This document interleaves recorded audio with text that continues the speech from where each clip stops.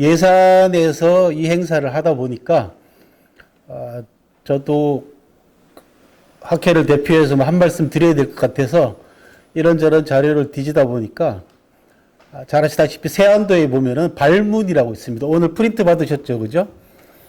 그 세안도 발문에 보면은 제가 공부하고 있는 사마천 사기 대목이 몇 군데 나옵니다.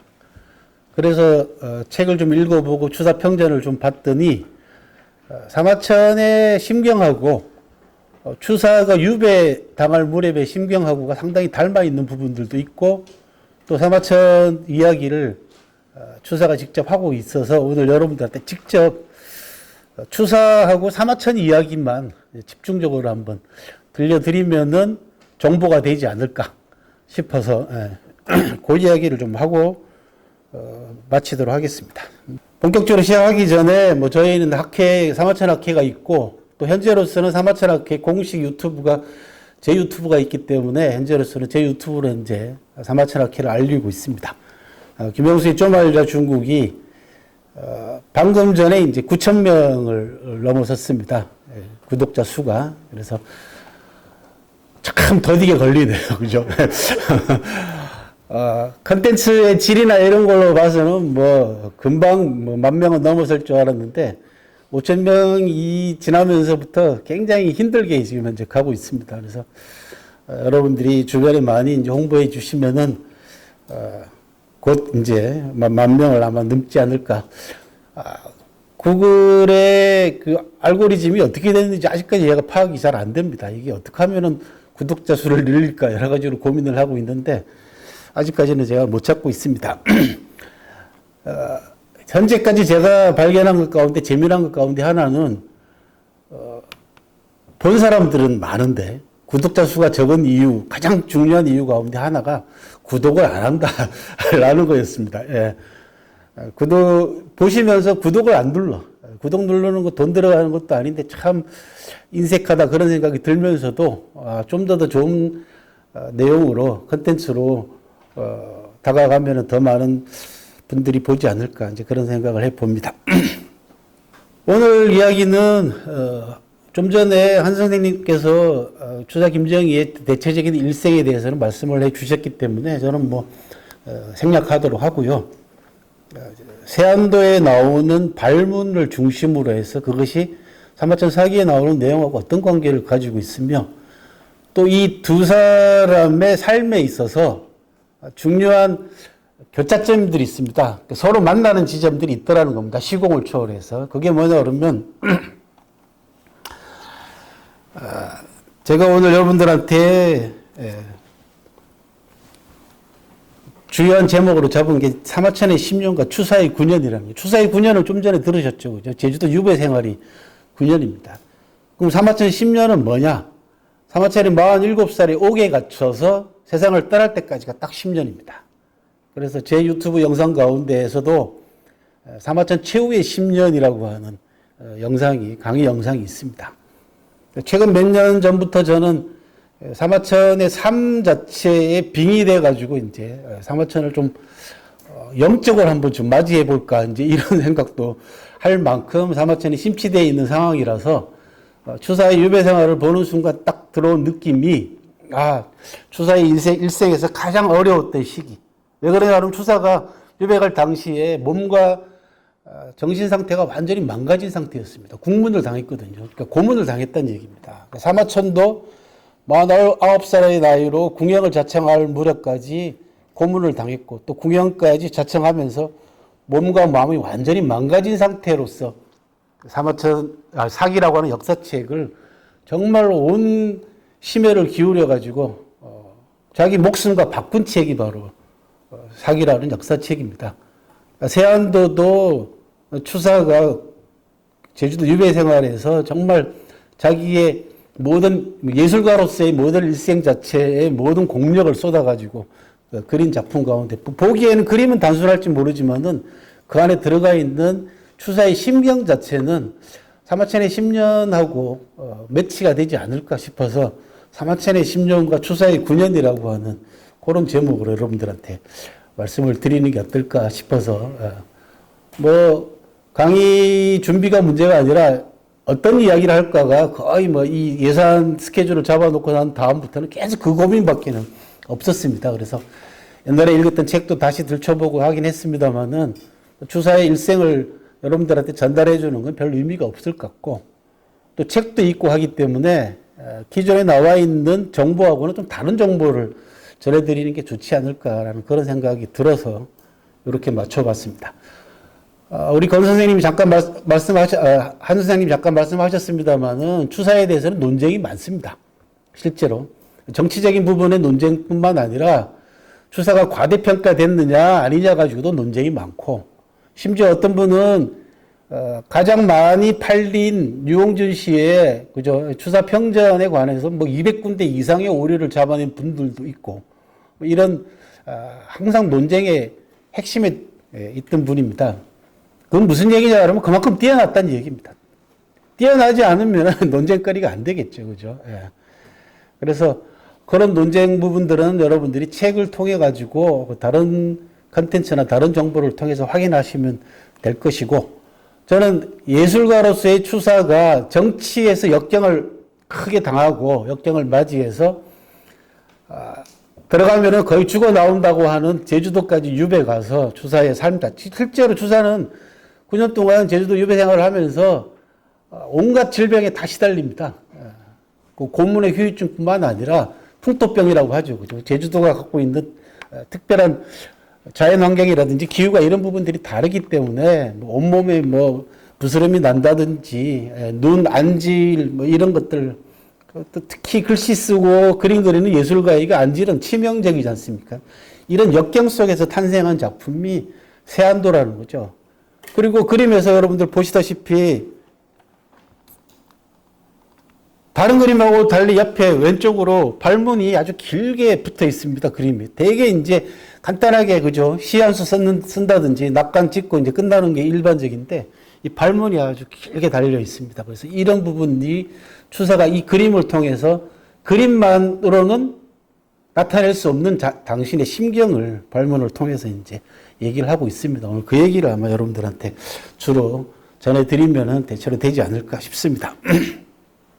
추사가 제주도 유배를 떠나면서 권돈인이라고 하는 추사하고 굉장히 친한 친구 사이에 있는 사람한테 보낸 편지 가운데 이런 얘기를 하고 있습니다. 행실치고 조상에게 욕이 미치게 하는 것보다 더 추한 것은 없고 그 다음은 몸의 형틀이 채워지고 매를 맞아서 곤욕을 받는 것인데 나는 이 두 가지를 겸했습니다. 라고 해서 국문을 다하고 취조를 받고 했던 그 당시의 수치스러운 심경을 이렇게 표현을 했습니다. 근데 이 심경은 바로 밑에서 보신 바와 같이 사마천이 이만이라고 하는 친구한테 보낸 편지 가운데 나오는 대목하고 판박입니다. 사람으로서 가장 좋기로는 조상을 욕되게 하지 않는 것이며 그 다음은 몸이 속박되어 치욕을 당하는 것이요. 그 다음은 제수복을 입고 치욕을 당하는 것이며 그 다음은 손발이 묶이고 매를 맞는 치욕을 당하는 것이며 라고 하는 이런 사마천이 궁영을 자청할 그 전후 시기에 사마천이 당했던 치욕스러운 경험을 친구에게 보낸 편지 속에서 이렇게 심경을 얘기를 하고 있습니다. 딱 똑같지 않습니까? 두 가지가. 그래서 추사가 발문에서 사마천 이야기를 잠깐 하고는 있습니다만은 사마천에 관해서 상당한 애착과 또는 사마천의 일생 자체에 추사가 다른 사람보다 많은 부분을 느끼지 않았을까라고 하는 추측하게 만들어주는 대목 가운데 하나입니다. 그 다음에 이제 세안도 발문입니다. 여러분들 나눠드린 그 유인물을 보시면서 얘기를 들어주시면 좋겠습니다. 이 세안도는 추사의 제자 가운데 한 사람인 그 우선 이상적이라고 하는 역관입니다. 번역 통역사입니다. 중국을 12차례인가 청나라를 오고 가면서 추사가 원하는 또 추사가 필요로 하는 다양한 책과 글씨들을 추사에게 제주도에 있는 추사에게 직접 또 갖다 주기도 하고 했던 그런 아주 어떻게 보면은 추사에게서 있어서는 없어서는 안 될 인물이었습니다. 예. 그리고 이 우선 이상적이 만학집과 대운 삼방문고라고 하는 이 두 종류의 추사가 그렇게 해도 갖고 싶어 했던 이 책을 직접 구해와가지고 추사에게 제주도에 있는 추사, 유배하고 있는 추사에게 이제 전달해 줍니다. 거기에 대한 감격으로 추사가 이상적을 위해서 그린 그림이기도 합니다. 그래서 그 이야기입니다, 지금. 올해는 하장령에 황조 경세 문편을 붙여주었다. 이 책들은 모두 세상에 흔한 것이 아니라 천리말리 먼 곳에서 사온 것이다. 여러 해에 걸쳐서 얻었으니 한때 이루어진 일이 아니다. 라고 얘기하면서 이렇게 얘기합니다. 게다가 세상은 도도한 물결처럼 온통 권세와 이익만을 줬는다. 그런 풍조 속에서 이처럼 서책 구하는 일에 마음을 쓰고 힘을 들였는데도 권세와 이익을 얻게 해줄 사람에게 주지 않고 바다 멀리 초췌하게 시들어 있는 나에게 보내면서 마치 권세와 이익을 쫓는 세상처럼 하였다. 그러니까 세상은 진짜 권력과 이익만 쫓는 그런 풍조가 만연해 있는데 이상적은 그런 풍조하고는 달리 이런 책들을 구해가지고 나한테 붙여주고 보내주는 것, 이것 자체를 마치 이상적은 이런 행동 자체를 권세와 이익을 쫓는 것처럼 했다. 그렇게 얘기를 하는 겁니다. 그러니까 차원이 다르다라는 얘기를 이렇게 표현을 했습니다. 그러면서 사마천 이야기를 합니다. 태사공 사마천은 권세와 이익으로 뭉친 자들은 권세와 이익이 닿으면 친분이 식는다라고 하였다. 이건 이제 사마천 정세가에 나오는 유명한 명언입니다. 이건 좀 이따가 소개를 해드리도록 하고요. 그대 또한 세상의 도도한 물결 속 한 사람 이것만은 권세와 이익을 쫓는 도도한 물결 밖으로 초연히 몸을 빼내었구나. 권세와 이익으로 나를 대하지 않았기 때문인가? 아니면 태사공의 말씀이 그릇되었는가? 라고 하는 의문으로 이제 발문을 얘기를 하고 있습니다. 요 대목은 태사공 사마천의 말이 틀렸다는 얘기가 아니라 강조하는 말입니다. 반어법이죠. 그죠? 예, 그리고 요런 반어법을 통해가지고, 반문을 통해가지고 이상적의 고고한 행위 자체를 더욱더 더 한층 더 높여주는 그런 표현 가운데 하나로 보시면 되겠습니다. 그러면서 그 유명한 세안 이야기를 합니다. 세안도는 바로 이 대목에서 나옵니다. 공자께서는 한겨울 추운 날씨가 된 다음에야 송백이 더디 시드는 것을 알 수 있다라고 말씀하셨다. 이게 세안연우 지 송백지 후조야라고 하는 논어에 나오는 굉장히 유명한 대목이고, 이 대목이 유명해진 이유는 당연히 논어 때문에 유명해지긴 했습니다만 사마천이 백이열전이라고 하는 열전 첫 편, 제일 먼저 70권에 해당되는 열전의 제일 첫 번째 권이 백이열전입니다. 이 백이열전에다가 사마천이 이 대목을 인용을 합니다. 그렇게 해서 더 유명해지게 된 대목이기도 합니다. 송백은 본래 계절을 타지 않아 시들지 않는다. 추운 계절이 오기 전에도 송백이요, 추위가 닥친 후에도 여전히 송백이다. 그런데 공자께서는 특별히 추운 겨울 이후의 모습만을 찬탄하였다. 지금 우선 군은 이상적을 얘기합니다. 나에 대해 이전이라 해서 더한 것도 없고 이유라 해서 덜한 것도 없다. 그러나 이전의 군에게는 칭찬할 게 없더라도 이후의 군에게는 성인으로부터 칭찬받을 만 하지 않겠는가. 성인이 특별히 칭송하신 것은 그저 시들지 않는 고든 지저와 굳센 절개 때문만은 아니었다. 겨울이라는 추운 계절에 따로 느낀 점이 있었기 때문이었다. 즉 공자의 말씀을 빌려와가지고 이상적, 제자 이상적의 이런 행동 자체를 좀 더 한 차원 성인의 단계, 성인이 칭찬했다라는 말씀으로 고귀한 이상적의 도움에 대한 감사의 표시를 이렇게 나타내고 있습니다. 그러면서 마지막에 이제 이렇게 말씀을 맺습니다. 아, 전한시대의 순박하고 도타운 세상에서도 그 밤과 정당시처럼 어진 사람조차 그들의 형편에 따라 빈객이 모여들었다가 흩어지곤 하였다. 하물며 하규현의 적공이 대문에 써붙인 글씨는 인심의 박절함이 크게 이른 것이다. 그러면서 슬프다라는 말로 끝을 맺고 있습니다. 그리고는 완당 노인이 쓰다라는 말로 이제 마지막 마무리를 지었습니다. 그리고는 완당 노인이 쓰다라고 하는 저 그림 발문 제일 아래쪽에 낙관을 찍었는데 그 낙관이 여러분들도 잘 아시는 장무상망이라고 하는 오래도록 서로 잊지 말자라고 하는 네 글자를 낙관으로 찍어서 이상적에게 보내는 그죠? 추사의 마음을 저렇게 표현을 했습니다. 그래서 이 세안도는 낙관이 4개가 찍혀 있는데 모두 다 나름대로 의미심장한 그런 배치다. 또 그런 낙관이다라고 하는 게 이제 전문가들의 일관된 평이기도 합니다. 또 빨간 글씨로 여러분들 표시한 부분들이 모두 사마천 사기에 나오는 인물이자 대목입니다. 그러니까 발문에 나와 있는 아까 처음 보셨던 권세와 이익으로 뭉친 자들은 권세와 이익이 닿으면은 멀어진다라고 하는 요 대목도 그렇고요. 그 다음에 공자님 말씀을 인용하긴 했습니다만 세한연후 지송백지 후조야도 사실은 백이열전에 나오는 대목이기도 하고요. 그 다음에 그 밤과 정당시 얘기하고 있고 적공이라는 사람을 얘기를 하고 있습니다. 구체적으로 추사가 요 대목을 인용하지는 않았습니다만 사기 속에 나오는 인물과 대목이 상당히 많다라는 거죠. 발문에. 그런 점에 제가 주목을 해서 여러분들에게 사마천과 추사라고 하는 요 제목으로 이제 오늘 강연을 하게 된 그런 인연이 되겠습니다. 그러면 추사가 세안도 발문에다가 이렇게 언급했던 요 대목들의 사기의 내용은 뭐냐? 이제 그 부분을 여러분들한테 소개를 해드리면 이렇습니다. 원문이 이렇습니다. 이 권리합자 권리진이 교소다라고 하는 게 정세가에 나오는 사마천 사기에 나오는 원문입니다. 그 권세와 이익으로 합쳐진 자들은 권리진이 권세와 이익이 닿으면 다 떨어지면은 교소 사귐이 멀어진다. 사이가 멀어진다. 그런 이야기입니다. 그러니까 인간이라는 존재가 거의 대부분 다 권세와 이익을 잇는 것을 쫓아가기 마련인데 그리고 그 권세와 이익이 닿하고 나면 결국은 그 관계도 멀어지더라.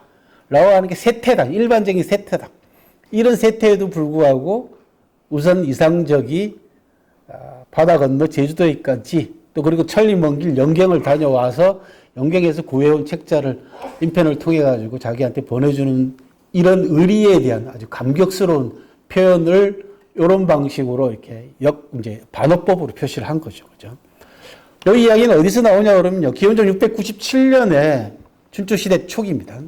정나라에 내분이 일어납니다. 그 당시 정나라에서 쫓겨났던 여공돌이라는 사람이 자기 조국인 정나라를 공격하고 정나라의 대부였던 보하라는 사람을 잡아가지고 나를 도와주면은 너한테 큰 권력을 주마 하고 이권으로 유혹을 합니다. 그리고는 자신을 복위시켜달라라고 얘기하죠. 복이 되고 난 다음에 여공돌은 보하를 가차없이 죽게 합니다. 두 임금을 네가 모실 수 있겠냐? 너는 언젠가는 또 배반하지 않겠냐? 그런 이야기죠. 그죠? 그렇게 해서 죽습니다. 그리고 기원전 680년에 아까 말씀드린 대로 보하가 정자양과 두 아들을 죽이고 돌을 맞아들이긴 했습니다만은 아까 좀 전에 돌이 결국은 약속을 저버리고 보하를 자결을 시키게 하는 이야기로 끝나는 것이 바로 요 대목입니다. 또 한 사건이 있습니다. 기원전 651년에 진나라 대부 이극이 헌공이 총애하던 여의가 낳은 두 아들 어린 아들인 해제하고 도자를 잇따라 죽이고 다른 진나라의 망명에 있던 이호라고 하는 사람을 맞아들여서 임금으로 즉위를 시킵니다. 이 사람이 이제 해공이라는 사람인데 이극에게 큰 벼슬을 주겠다고 해공이 약속을 해놓고는 자기가 임금이 되고 난 다음에 결국은 이극을 또 두 군주를 죽였다면서 즉 해제와 도자를 죽게 만드는 것이 너 아니냐? 너를 내가 어떻게 믿겠냐? 라는 말로 결국은 이극을 자결시킵니다. 그리고 대구 순식이라는 사람도 해제하고 도자를 지키겠다고 약속을 했습니다만 결국은 지키지도 못했고 자기 스스로도 이극에게 피살당합니다. 이런 두 사건을 사마천이 얘기하고 난 다음에 제일 마지막에 논평으로 그 얘기를 한 겁니다. 권세와 이익으로 합쳐진 자들은 권세와 이익이 닿으면은 관계가 멀어지는 게 세상 이치더라라고 하는 대목을 얘기를 했습니다. 요 대목을 추사가 세안도를 그리면서 발문에다가 인용을 했던 대목입니다. 그 다음에는 세안연후 지송백지 후조야는 아까 말씀드린 대로 논어 자한편이 원전이고요. 요 자한편의 요 유명한 명언을 사마천이 사기 백이열전에다가 인용을 합니다. 그러면서 또 뒤에다가 사마천은 뭘 덧붙였냐 그러면 이런 말씀을 덧붙입니다. 온 세상이 어지럽고 흐린 때라야 깨끗한 선비가 비로소 드러난다는 말이다. 어찌 부귀를 중요하게 여기는 풍조가 저와 같으며 군자를 가볍게 여기는 풍조가 이와 같을까. 그러니까 세상의 풍조에 대한 한탄으로서 세안연후 지송백지 후조야라는 말로 세상이 그 풍조를 역설적으로 이제 비판을 하고 있는 그런 대목입니다. 추사가 모함에 빠져가지고 아버지도 유배당하고 자기도 거기 얽혀가지고 제주도로 유배당하는 그 과정에서 추사가 나이가 이제 그 당시에는 이미 이제 만년으로 접어들 나이이기 때문에 50대가 이미 훨씬 지난 나이이기 때문에 여러 가지 생각이 많았을 겁니다. 그래서 추사의 인식과 이런 부분들이 완숙한 경지에 이르렀다라고 예술적으로는 얘기를 합니다만은 여전히 마음 한 기퉁에는 엉어리진 부분들이 남아있는 거죠. 그렇게 해서 세태에 대한 이야기를 그림과 발문을 통해서 나름대로 전달하려고 한 게 아닌가, 남기려고 했던 것이 아닌가라는 부분을 짐작하게 만들어주는 대목이고요. 또 하나 아까 추사가 발문에서 언급했던 급암과 정당시라고 하는 두 사람이 나옵니다. 이 급암하고 정당시는 한나라 무제 때 세도가였습니다. 대단한 권세를 누렸던 두 인물입니다. 사마천은 뭐라고 얘기하냐 그러면 급암과 정당시가 세도가 있을 때는 손님이 10배나 되었건만 세도가 없어지니 그게 아니었다. 현명했다고 하는 급암과 정당시가 이럴 정도인데 다른 사람들이야 말해서 무엇하겠는가 라고 얘기를 합니다. 그래서 적공이라는 사람이 이런 말을 했다. 처음 적공이 정의배설에 오르자 축하객들이 대문이 미어질 정도로 꽉 찼는데 자리에서 물러날 즈음에는 문 밖에 참새 그물을 칠 정도였다. 이게 이제 문가 라작이라고 하는 유명한 사자성어입니다. 그러니까 잘 나갈 때는 문전성시를 이루다가 못 나갈 때는 대문 밖에다가 참새 잡을 그물을 칠 만큼 썰렁했다 그런 이야기죠, 그죠?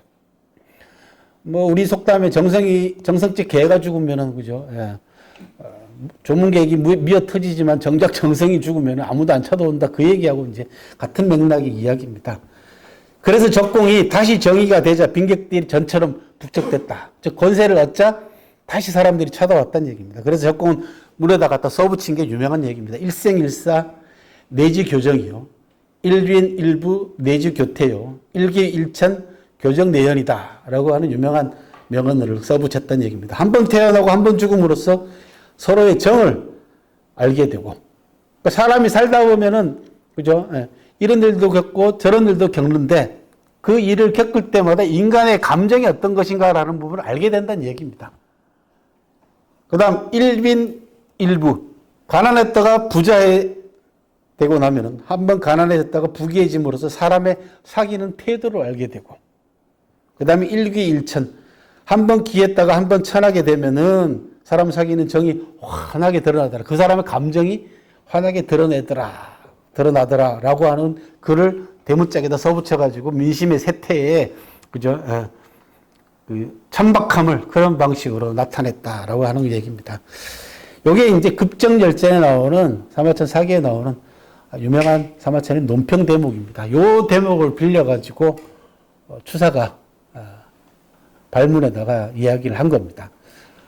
재밌게도 이 아까 말씀드린 권세와 이익으로 만난 사람은 권세와 이익이 닿으면 멀어지더라라고 하는 대목도 그렇고 요 대목도 모두 다 그렇고요.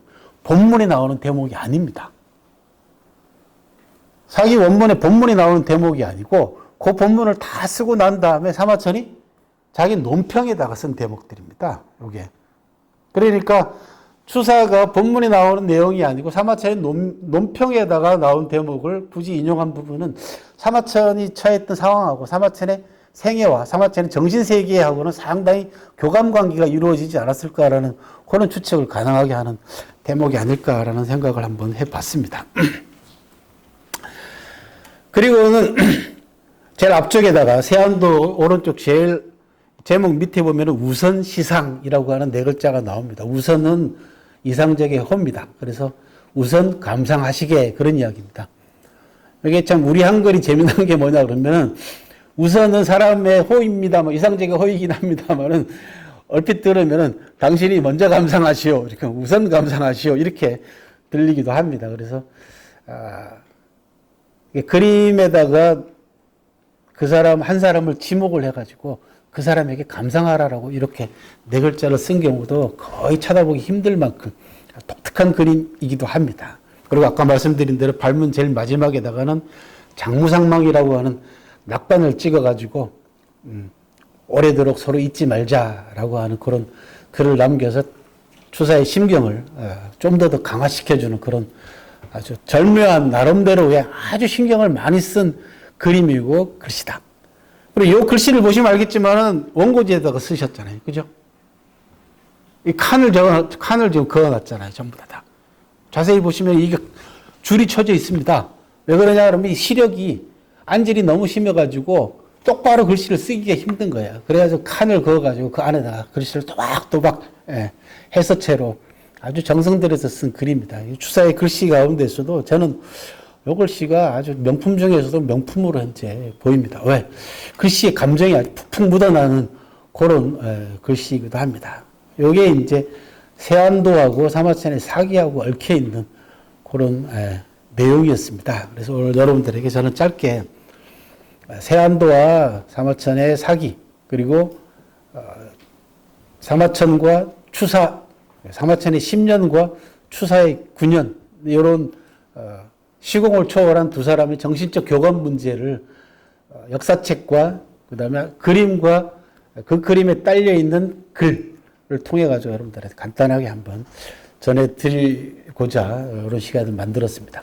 제가 뭐 추사의 세안도하고 사마천의 사기의 얘기는 강의를 통해 가지고 지금까지 짧게 이제 언급을 한 바가 있습니다만은 오늘처럼 여러분들에게 이제 사기에 나오는 대목까지 일일이 다 인용을 해서 여러분들한테 전해드리기는 이제 처음으로 전해드려 봤습니다.